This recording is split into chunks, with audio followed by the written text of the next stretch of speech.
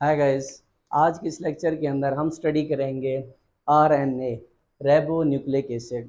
First भी देखते हैं कि हमारे पास रेबो न्यूक्लिक एसिड है क्या, यानी आरएनए है क्या।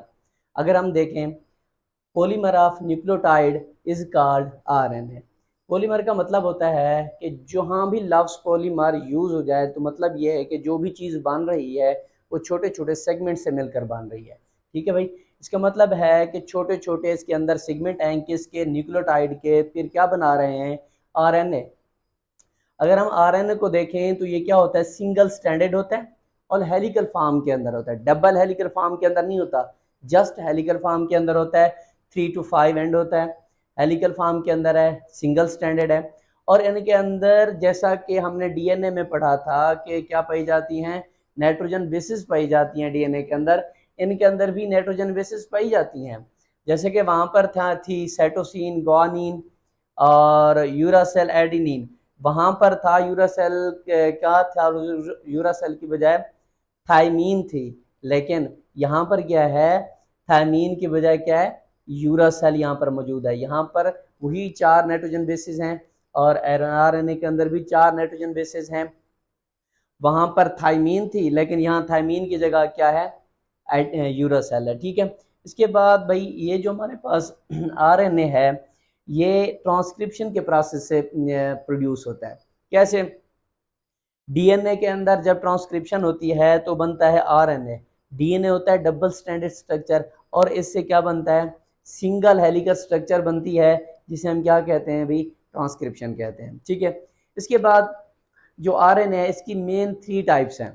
ठीक है, फर्स्ट जो इसकी टाइप्स है वो है मैसेंजर आरएनए, और दूसरी है ट्रांसफर आरएनए, और तीसरी है रेबोसोमल आरएनए। अगर हम ट्रांसफर मैसेंजर आरएनए को देखें तो ये जो है ना हमारे पास, ये टोटल आरएनए जो सेल के अंदर होता है उसका 3 to 4% होता है। कितना होता है, 3 to 4% होता है। ठीक है ना, ये क्या करता है, ये जो हमारे पास मैसेंजर आरएनए है ये जेनेटिक इंफॉर्मेशन को कैरी करता है और कहाँ ले जाता है, डीएनए से यानी न्यूक्लियस से रिबोसोम की तरफ। ठीक है, और इन्हीं के ऊपर क्या होता है, जेनेटिक कोड पाए जाते हैं। देखिए ये हमारे पास अगर क्या है, मैसेंजर आरएनए है, तो होता क्या है कि ये जो हमारे पास यहाँ पर यूरेनिकल फॉर्म है, यहाँ पर क्या पाए जाएंगे, ट्रिपलेट फॉर्म के अंदर क्या पाए जाएंगे, कोडान पाए जाएंगे। ठीक है, कोड्स पाए जाएंगे जिन्हें हम क्या कहते हैं भी, हमारे पास क्या है, कोडान है। ठीक है, या कोड हम कहते हैं, जेनेटिक कोड कहते हैं। ये क्या होता है कि इनकी जो लेंथ है वो क्या होती है, वेरिएबल होती है, वो डिपेंड करती है जीन्स पर या प्रोटीन पर। अगर हम फर्ज करें कि हमारे पास एक प्रोटीन मालिक्यूल है जिसके जो प्रोटीन जो उसके जो अमाइनो एसिड हैं वो हैं 100 अमाइनो एसिड है उनके अंदर। एक प्रोटीन मालिक्यूल है जिसमें क्या है, सॉरी 1000 अमाइनो एसिड हैं। तो अगर उनकी जो अगर लेंथ देखेंगे मैसेंजर आरएनए की तो उनके अंदर 3000 क्या हो जाएंगे, न्यूक्लियोटाइड आ जाएंगे। ठीक है भाई, मतलब कि अगर एक होगा तो क्या होगा, 3 उसकी क्या होंगी, लेंथ। अगर एक प्रोटीन मालिक्यूल होगा तो उसकी जो न्यूक्लियोटाइड आएंगे तो वो कितना होंगे, मैसेंजर आरएनए की लेंथ जो होगी वो होगी 3। इसी तरह से 1000 है तो क्या हो गया, 3000 जो होंगे उसकी लेंथ होगी, न्यूक्लियोटाइड ऐड होंगे। ठीक है, इसके बाद हमारे पास नेक्स्ट है ट्रांसफर आरएनए।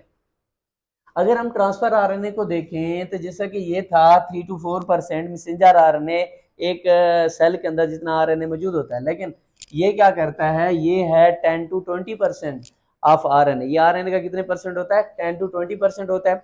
इनके ऊपर एंटीकोडॉन पाए जाते हैं। ठीक है, अगर हम देखें एंटीकोडॉन तो देखें ये स्ट्रक्चर है ट्रांसफर आरएनए की, तो इस फॉर्म के अंदर 3 कोड्स पाए जाते हैं, ट्रिपलेट फॉर्म के अंदर पाए जाते हैं। ये क्या है, एंटीकोडॉन है। ये जो ही राइबोसोम के अंदर जाते हैं तो यहाँ पर जाकर ये जो हमारे पास मैसेंजर आरएनए है, ठीक है, यहाँ पर जाकर इनके साथ क्या बनाते हैं, कोड्स बना देते हैं, इसलिए इसे कहते हैं एंटीकोडॉन।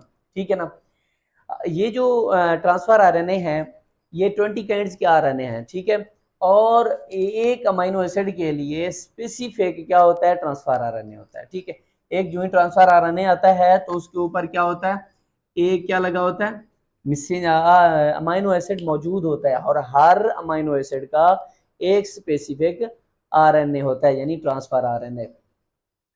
इसके बाद देखें वो जो हमारे पास ये ट्रांसफर आरएनए मौजूद होता है, तो ये क्या करता है, जहां पर प्रोटीन सिंथेसाइज हो रही होती है वहां पर क्या करता है, अपना जो अमीनो एसिड है वहां पर ट्रांसफर कर देता है पेप्टाइड चेन के ऊपर, और वो प्रोटीन बनाकर फिर आप ट्रांसफर आरएनए क्या हो जाता है, ई साइड से एग्जिट हो जाता है। ठीक है, इसी तरह से फिर दोबारा ट्रांसफर आरएनए आता है अमीनो एसिड के साथ। वो क्या करता है, अपना जो अमीनो एसिड है वो पेप्टाइड चेन पर ट्रांसफर करके आप फिर आप बाहर चला जाता है रेबोसोम के अंदर से। देखिए ये मैंने स्ट्रक्चर भी बनी है, इस तरह की रेबोसोम की जो ट्रांसफर आरएनए की स्ट्रक्चर होती है, और यहाँ पर क्या मौजूद होते हैं, एंटीकोडान मौजूद होते हैं। इसके बाद बस नेक्स्ट है रेबोसोमल आरएनए। अगर हम रेबोसोमल आरएनए को देखें तो रेबोसोमल आरएनए रेबोसोम के अंदर ही होगा ना, तो जो रेबोसोमल आरएनए है वो 80% होता है सेल के अंदर आरएनए का, सेल के अंदर जितना हिस्सा होता है कितना होता है, 80%। मैसेंजर आरएनए 3 to 4% था, ट्रांसफर आरएनए 10 to 8% था, और अगर हम रेबोसोमल आरएनए को देखें तो वो कितना होता है, 80% होता है टोटल आरएनए का।